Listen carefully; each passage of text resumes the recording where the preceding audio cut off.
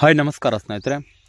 ಕರ್ನಾಟಕದಲ್ಲಿರುವಂಥ railway ಇಲಾಖೆಯಲ್ಲಿ ನೇಮಕಾತಿ ಮಾಡಲು ಅಧಿಸೂಚನೆಯನ್ನು ಬಿಡುಗಡೆ ಮಾಡಲಾಗಿದೆ ಸ್ನೇಹಿತರೆ.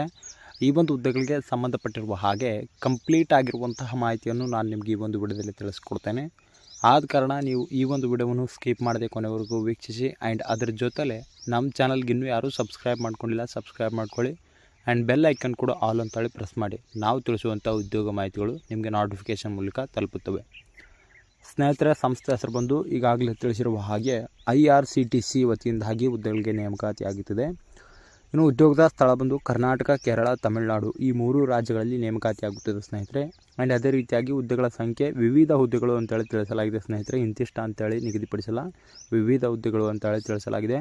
ಆ್ಯಂಡ್ ಈ ಒಂದು ಹುದ್ದೆಗಳಿಗೆ ವೇತನ ಶ್ರೇಣಿ ಬಂದು ಪ್ರತಿ ತಿಂಗಳು 9,000 ರೂಪಾಯಿಯಿಂದ 18,000 ರೂಪಾಯಿವರೆಗೂ ವೇತನ ಶ್ರೇಣಿಯಾಗಿ ನೀಡಲಾಗುವುದು ಅಂತೇಳಿ ಕೂಡ ತಿಳಿಸಲಾಗಿದೆ. ಹಾಗೆ ಹುದ್ದೆಗಳ ವಿವರದ ಬಗ್ಗೆ ನೋಡೋದಾದರೆ ಕಂಪ್ಯೂಟರ್ ಆಪರೇಟರ್ ಮತ್ತು ಪ್ರೋಗ್ರಾಮಿಂಗ್ ಸಹಾಯಕ ಅಂತೇಳಿ 2 ವಿಧಗಳ ಹುದ್ದೆಗಳಿಗಾಗಿ ನೇಮಕಾತಿ ಆಗುತ್ತದೆ. ಇನ್ನು ಈ ಒಂದು ಹುದ್ದೆಗಳಿಗೆ ವಯಸ್ಸಿನ ಮಿತಿ ಬಗ್ಗೆ ನೋಡುವುದಾದರೆ ಕನಿಷ್ಠ 15 ವರ್ಷನ ನಿಗದಿಪಡಿಸಲಾಗಿದೆ ಹಾಗೂ ಗರಿಷ್ಠ 25 ವರ್ಷನ ಮೀರಿರಬಾರದು ಅಂತೇಳಿ ಕೂಡ ತಿಳಿಸಲಾಗಿದೆ. ಆ್ಯಂಡ್ ಸೆಲೆಕ್ಷನ್ ಪ್ರೊಸೆಸ್ ಅಂದರೆ ಆಯ್ಕೆ ವಿಧಾನ ಬಂದು ಇಲ್ಲಿ ಯಾವುದೇ ರೀತಿಯಾಗಿರ್ತಕ್ಕಂಥ ಪರೀಕ್ಷೆ ಇರುವುದಿಲ್ಲ. ಜಸ್ಟ್ ಒಂದು ಸಂದರ್ಶನ ಮತ್ತು ದಾಖಲೆಗಳ ಪರಿಶೀಲನೆ ಮೂಲಕ ಆಯ್ಕೆ ಮಾಡಿಕೊಳ್ಳಲಾಗುವುದು ಅಂತೇಳಿ ಕೂಡ ತಿಳಿಸಲಾಗಿದೆ.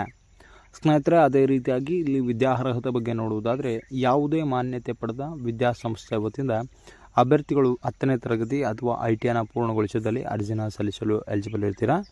ಆ್ಯಂಡ್ ಅರ್ಜಿ ಶುಲ್ಕ ಯಾವುದೇ ರೀತಿಯಾಗಿರ್ತಕ್ಕಂಥ ಅರ್ಜಿ ಶುಲ್ಕ ಇರುವುದಿಲ್ಲ ಸ್ನೇಹಿತರೆ. ಫ್ರೀಯಾಗಿ ಅರ್ಜಿನ ಸಲ್ಲಿಸಬಹುದಾಗಿದೆ. ಯಾವುದೇ ವರ್ಗದ ಅಭ್ಯರ್ಥಿಗಳಾದರೂ ಕೂಡ ಫ್ರೀಯಾಗಿ ಅರ್ಜಿನ ಸಲ್ಲಿಸಬಹುದು.